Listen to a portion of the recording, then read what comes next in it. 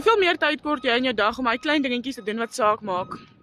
Gaan jou kinders amper soos rylesse doen? Soos hierdie? Want lisenstyd kom ons daarom nou nader.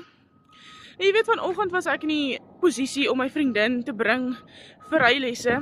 Hierso is sy besig met haar rylesse, want sy moet amper haar lisensie kry. En is hy klein goedjies wat saak maak, wat tel.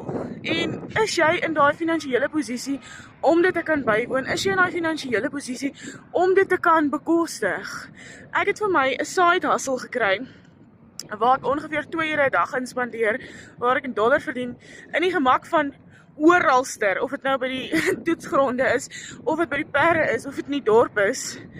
Ja, dit is nogals, it's a journey. So as jy wil weet hoe om my ekstra inkomste in 'n maand te verdien, comment vir my onder rylesse en ek wys jou.